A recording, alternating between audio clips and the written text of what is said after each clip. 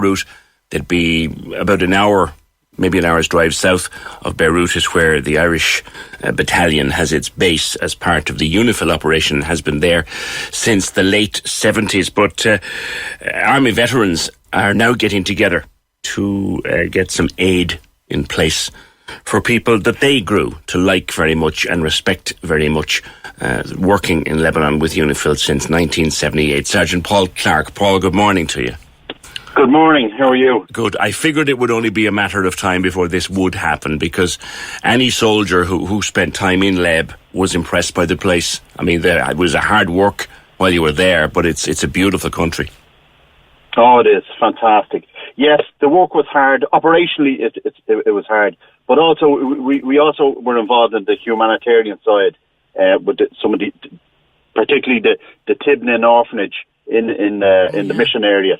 We've always done projects in there, and every unit that goes out now, and those that are there now under Lieutenant Colonel Sean O'Farrell, the 116 Battalion, Finn Battalion, they will do something as well now as a fundraiser as the unit itself, and probably help out. But I'm with I.U.N.V.A, Irish United Nations Veterans Association. You have Post 5 down in Cork. I'm in Post 1 here in Dublin. And we got together to do a fundraise GoFundMe page, which we have just on €10,000 at the moment, which is fantastic. Every Irish soldier that served in Lebanon became familiar with the local families and their families as well. And we have a great affiliation with the Lebanese, and this is one thing that we all wanted to do, I was saying to listeners yesterday, so involved did the soldiers become. They learned language, they made friends, they went back on personal visits after their time was done. A lot of soldiers formed a very personal bond with Lebanon. Oh, we did. And also the Lebanese learnt a lot, especially our C Company colleagues would have taught a lot of the young kids the Irish phrase. We all, every soldier that served knows Marhaba Kiflak Mabsut Hamdulillah, and we all know the phrases, and some of the guys went further to learn and became interpreters. But what happened on last Tuesday, the 4th, was just devastation. And people look at it was an explosion. The damage didn't come from the explosion. The damage came from the shockwave that was caused by it. And if you look at all the footage and the video clips, you'll see it just this wave of just pressure of the local air that was pushed out from the explosion.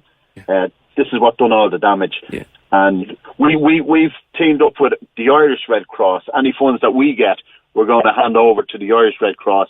And their counterparts on the ground are the Lebanese Red Cross. Yeah. They're providing emergency transportation to and from the hospitals for all the injured and people that have to go for the support. They're doing temporary accommodation for there's approximately 300,000 people displaced.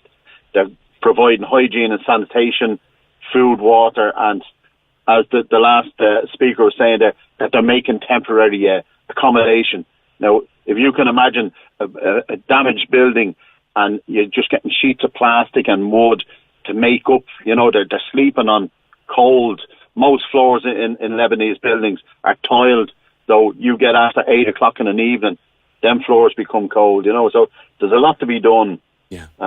As you say, and I fully agree, the corruption of the big money that governments will send to the Lebanese government, I just hope that money gets right down. Our money, any money that we get is going direct to Jocelino George in the Irish Red Cross. He's the fundraising manager and head of marketing there, and he will accept that and get it straight on the ground to those that need it most, All right. Well, if you go into GoFundMe and you search for I.U.N.V.A. Beirut. That will bring you, to the GoFund. Now, if people aren't computerized or on the computer, they can post a donation to Derek George, the National Secretary of I.U.N.V.A Arbor Hill. It'll get there, or directly to I.U.N.V.A Beirut, Red Cross, Merrion Square, Dublin. All right. Okay. And, I knew it would be only a matter of time before the Defence Forces came on board to play their part in this. And thanks for talking to me.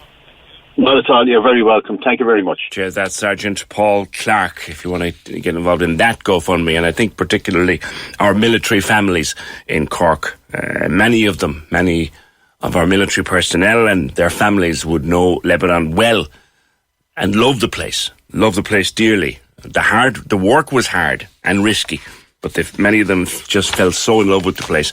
And they will be anxious to give to this particular GoFundMe. So it's I.U.N.V.A. Beirut, and that will get you to the appropriate page. 1850 715 996. Here's a